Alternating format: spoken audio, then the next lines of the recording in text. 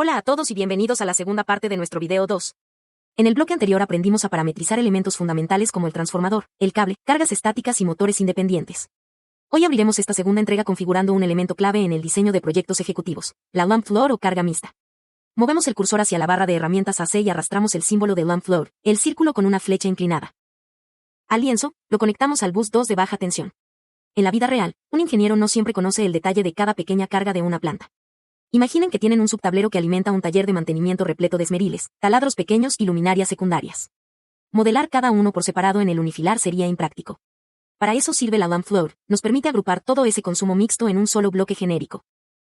Damos doble clic para abrir la ventana de editor del lamp floor. Para iniciar, en la pestaña Info cambiaremos el ID genérico por subtablero-fuerza. Verificamos que la condición esté en servicio, y la conexión sea trifásica, 3 phase. Ahora pasemos a la pestaña donde configuramos su física, nameplate. 1. Pestaña, nameplate.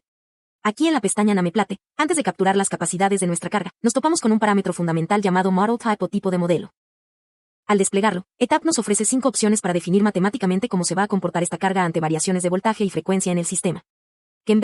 Convencional es la opción estándar para flujos de carga convencionales y la que utilizaremos en este proyecto. Asume que el sistema está completamente balanceado en sus 3 fases y modela el consumo usando los porcentajes de kVA e impedancia estáticos. Unbalanced, desbalanceado se selecciona si estuviéramos modelando subtableros comerciales o residenciales donde la fase A, la fase B y la fase C consumen corrientes distintas, permitiendo analizar desbalances de fases. Exponencial y polinomial. Exponencial y polinomial son modelos matemáticos avanzados, como el famoso modelo SIP.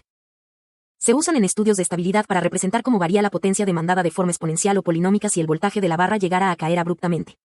Comprehensive, exhaustivo es una combinación avanzada de los anteriores, reservada para simulaciones dinámicas muy específicas en redes de transmisión. Para nuestro diseño industrial equilibrado, seleccionamos Conventional, que es la práctica común en proyectos ejecutivos. Ahora sí, procedemos a rellenar las casillas de diseño. Rated kV, voltaje nominal en esta casilla vamos a teclear 0.48, lo que le indica a ETAP que este subtablero opera a la tensión de 480 volts de nuestra barra. Ratings, capacidad de potencia vamos a proponer un bloque de carga comercial típico de 0.1 MVA, que equivale a 100 kVA. Tecleamos 0.1 en la casilla de MVA. Dejaremos el factor de potencia, %PF, por defecto en 85. Al dar Enter, observen cómo ETAP calcula de manera inmediata los megawatts activos, megabars reactivos y los amperes de carga nominal. Quiero que observen la magia del software al presionar Enter. ETAP calcula inmediatamente las variables trigonométricas. Nos arroja que esta carga consumirá 0.085 megavatios de potencia activa, 0.0527 bar de potencia reactiva y demandará una corriente nominal exacta de 120.3 amperes hacia nuestro cable principal. Ya al lado derecho, en Load Type, mantenemos la proporción estándar de 80% motor y 20% Constant Z, carga estática. Miren qué interesante. En la tabla inferior de Loading, ETAP aplica de forma automática estos porcentajes. De los 0.085 megavatios totales, el programa calcula que 0.068 megavatios pertenecen puramente a motores en movimiento y 0.017 megavatios corresponden a iluminación o cargas estáticas. ¿Qué significa esto en ingeniería? El 80% de carga de kVA constante le dice al software que la gran mayoría de este subtablero se comporta como motores eléctricos, los cuales, ante pequeñas caídas de tensión de la red, aumentan su corriente para mantener su potencia constante. El 20% de impedancia constante, Constant Z, le dice a ETAP que el resto de la carga es puramente estática o resistiva, como el alumbrado o calefactores. Esta proporción se puede deslizar si tu proyecto tiene más luces que motores, pero para el estándar industrial, el 80/20 que viene de fábrica es excelente. 2. Pestaña Short Circuit. Pasamos ahora a la pestaña Short Circuit. Recuerden que en el video anterior mencionamos que las cargas estáticas puras no aportan corriente a un cortocircuito. Sin embargo, como a esta carga mixta acabamos de indicarle que el 80% de su composición son motores, aquí la historia cambia por completo. Cuando ocurre una falla severa en el sistema, la inercia de los motores en marcha los hace actuar magnéticamente como generadores durante los primeros ciclos, inyectando corriente hacia el punto de cortocircuito. Short Circuit Contribution. Aquí vemos la casilla %LRC con un valor de 600. Esto significa que ETAP asumirá que la corriente de rotor bloqueado de la parte motriz será de 6 veces su corriente nominal. Present Total Load. El software arrastra automáticamente el 80% que definimos en la pestaña de placa, asegurando que solo esa porción contribuya dinámicamente a la falla. X/diagonal ratio. La relación entre reactancia y resistencia viene configurada de forma típica con un valor de 2.38, ideal para cálculos bajo metodología ANSI. Grounding. Conexión de bobinas. Noten que el símbolo de conexión viene en delta. Esto se debe a que la componente motriz trifásica industrial comúnmente carece de neutro en sus devanados principales de fuerza. Pestañas secundarias. Mención rápida. Para cerrar con este elemento, daremos un vistazo rápido a las opciones avanzadas que ETAP nos despliega y que mantendremos por defecto. DIN Model. Muestra el diagrama de bloques para la función de transferencia de la carga ante variaciones de frecuencia. Time Domain. Permite cambiar el tipo de comportamiento de la carga frente a estabilidad de estado transitorio. Reliability, almacena las tasas de falla estimadas por año y tiempos promedio de reparación, indispensables para auditorías de confiabilidad en redes de gran escala. Remarks. Es nuestra bitácora interna donde podemos capturar fechas de instalación, reportes de mantenimiento anterior o el nombre del fabricante del subtablero. Hacemos clic en OK y listo. Nuestro subtablero mixto LAMP 1 ha quedado perfectamente modelado, representando con total rigor matemático la combinación de motores y cargas estáticas de nuestra planta industrial. El banco de capacitores. Movemos el cursor a la barra de herramientas AC y arrastramos el símbolo del capacitor, las dos líneas paralelas con un símbolo de más, al lienzo, lo conectamos en paralelo al bus 2 de baja tensión. Una vez que ya agregamos nuestras cargas pesadas, el motor de 100 HP y el subtablero mixto, cualquier ingeniero sabe que se nos va a presentar un problema típico en la industria, el bajo factor de potencia. Tanto los motores como las cargas inductivas consumen potencia reactiva, CUAR, para crear sus campos magnéticos. Si dejamos el sistema así, el transformador se va a sobrecargar de corriente reactiva innecesaria y nos llegará una penalización muy costosa en el recibo de CFE. Para solucionar esto y cumplir con las exigencias del código de red en México, arrastramos y conectamos un banco de capacitores. Le damos doble clic para abrir el editor del capacitor. En la pestaña Info, modificaremos el ID genérico y lo bautizaremos como banco-capacitores. Validamos que la conexión sea trifásica, three-phase, y nos movemos directo a la pestaña donde está toda la ingeniería de este equipo, Rating. Pestaña de Rating. Hacemos clic en la pestaña Rating y posicionamos el cursor sobre el recuadro superior izquierdo de Rating. Aquí en la pestaña Rating, vamos a dimensionar nuestro banco de capacitores. El recuadro superior nos pide los datos nominales de diseño. KV, voltaje nominal en esta casilla que está en 0, tecleamos 0.48. Esto le indica a ETAP que nuestro banco operará exactamente a los 480 volts de nuestra barra de baja tensión. Bar/diagonal potencia reactiva por banco. Las unidades por defecto en ETAP vienen en megabars. Como nosotros queremos proponer un banco comercial estándar de 50 CUAR, hacemos la conversión matemática y escribimos 0.05. Almohadilla of banks, número de bancos lo mantendremos en 1. Noten que abajo viene una casilla llamada almohadilla of caps. Barra/diagonal bank que por defecto trae un 3. Esto significa que internamente el banco está compuesto por 3 celdas capacitivas conectadas en un arreglo trifásico. Si nosotros quisiéramos diseñar un banco automático por pasos, es decir, que vaya encendiendo etapas de capacitores según cambie la carga de la planta, aquí podríamos jugar con el número de bancos. Miren con atención las casillas de la derecha. Al dar Enter, la magia de ETAP calcula instantáneamente las variables físicas reales. N-amps nos da la corriente capacitiva nominal que va a inyectar el banco para liberar de carga al transformador. En microfarad, el software calcula la capacitancia equivalente exacta que requerirían los componentes físicos. Y en XC, ohms, nos calcula la reactancia capacitiva pura en ohmios del elemento. Esto nos ahorra tener que hacer los cálculos manuales con las fórmulas de circuitos eléctricos que vemos en la carrera. Tipo de conexión y descarga de energía. A la derecha, en el recuadro de grounding, vemos el símbolo de conexión en estrella flotante o aterrizada, y en baja tensión industrial a 480 voltios, muchos bancos comerciales vienen en conexión de alta, pero para el modelo base del software, la estrella nos permite analizar perfectamente la inyección simétrica de reactivos.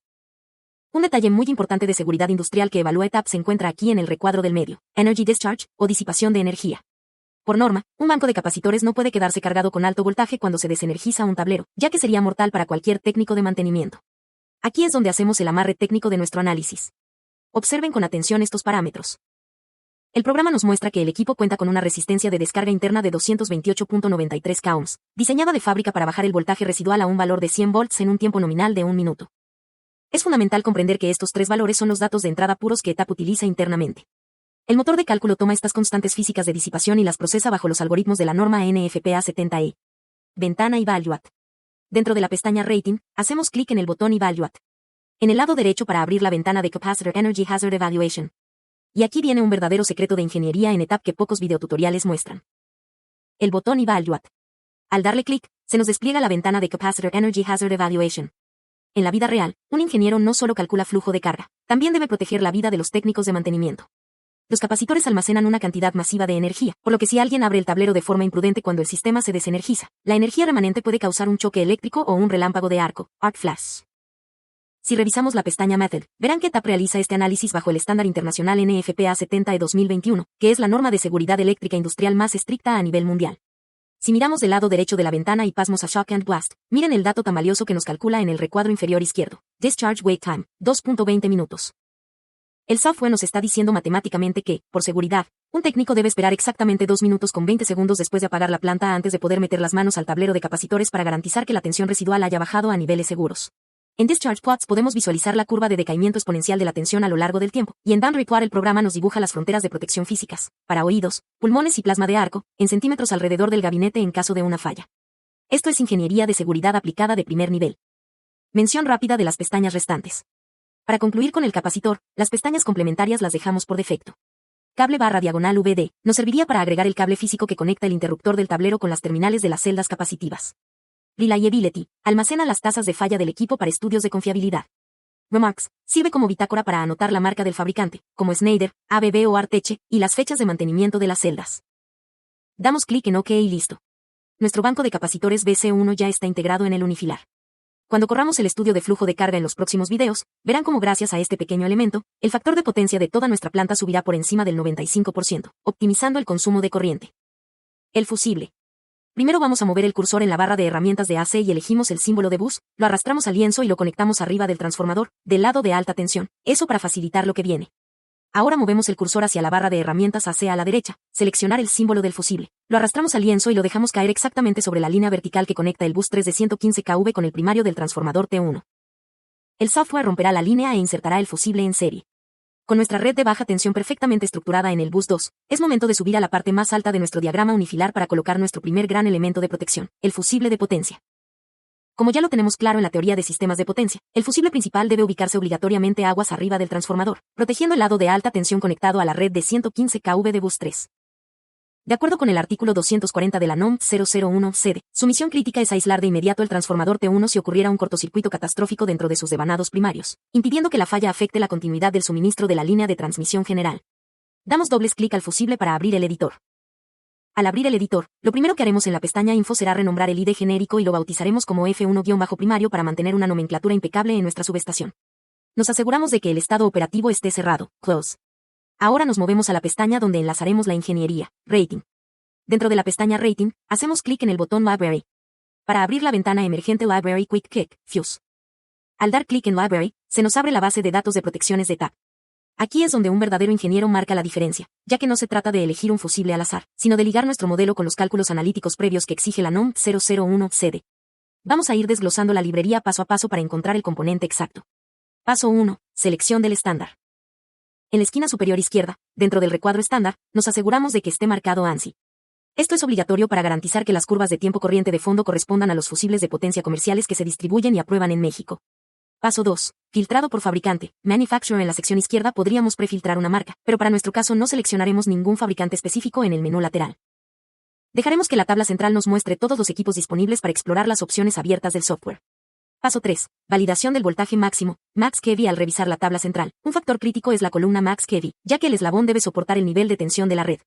Como nuestro bus 3 opera a 115 kV, necesitamos un fusible con un aislamiento igual o superior. Por lo tanto, nos desplazamos por la lista y seleccionamos la fila número 5. Corresponde al fabricante Southern States, modelo HPXE, el cual cuenta con un Max kV de 115 kV y una velocidad de disparo estándar, ideal para nuestra acometida. Paso 4. Selección del amperaje continuo bajo el criterio de la tabla 450-3. A una vez fijada la fila 5 en el centro, volteamos a la subtabla de la derecha para elegir la corriente continua del fusible. Aquí viene el detalle de alta ingeniería más importante del video. La corriente nominal que calculamos previamente para el primario de nuestro transformador de 10 MVA es de 50.2 amperes. Si por error escogiéramos el calibre comercial inmediato de 50 A, el fusible se fundiría al primer segundo de encender la planta debido al pico masivo de corriente inruso de magnetización de las bobinas. ¿Cómo resolvemos esto con estricto rigor legal? Recurrimos a la tabla 450-3, A, de la NOM 001-CD, la cual regula los valores nominales máximos de protección para transformadores de más de 600 volts. Si revisamos esta tabla para un transformador en cualquier lugar con impedancia menor al 6%, la norma nos exige textualmente que el valor nominal del fusible no debe ser mayor al 300% de la corriente nominal. Haciendo la matemática, el 300% de nuestro 50.2 A nos da un tope legal máximo de 150.6 amperes. Buscando un equilibrio perfecto para soportar el arranque magnético sin perder sensibilidad contra cortocircuitos, bajamos en la lista de calibres de la derecha y seleccionamos el tamaño de 100 amperes continuos, cont. Amp 100. Al estar seleccionando 100 A, nos ubicamos prácticamente al 199% de la corriente nominal. De esta forma cumplimos de sobra con la regla de, no más del 300%, de la tabla 450-3, A. Garantizando que el transformador opere de forma segura y tenga la holgura necesaria para los transitorios de la subestación. Seleccionamos los 100 A, hacemos clic en el botón OK en la parte inferior e importamos de forma directa estos datos de catálogo real a nuestro proyecto unifilar. Como pueden ver, el modelado queda perfectamente sustentado con la teoría y la ley. 2. Pestaña, TCCK. Pasamos ahora a la pestaña TCCK. Aquí no vamos a modificar absolutamente nada porque TAP ya nos da la configuración óptima por defecto, pero es fundamental que como ingenieros sepamos qué es y para qué sirve esta ventana. Las siglas TCC significan Time Current Characteristic, o curva de tiempo corriente. Básicamente, esta pestaña controla la gráfica que nos dice cuántos segundos va a tardar en fundirse físicamente el fusible ante cualquier magnitud de cortocircuito. Si observan el recuadro de TCC Clipping Current, que es el recorte de la curva, verán que ya vienen marcadas por defecto las casillas en la opción Calculated. ¿Para qué sirve que esto se quede así? Le está indicando al programa que, cuando hagamos el estudio de coordinación de protecciones más adelante, recorte visualmente la gráfica del fusible justo en el punto donde ocurra el cortocircuito máximo calculado en ese nodo.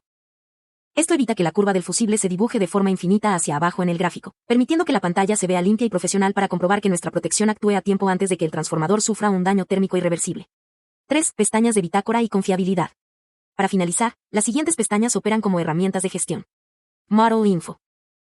En cuanto seleccionamos el fusible de la librería, aquí se autocompletan los datos del modelo exacto del catálogo del fabricante y el año de publicación de la curva.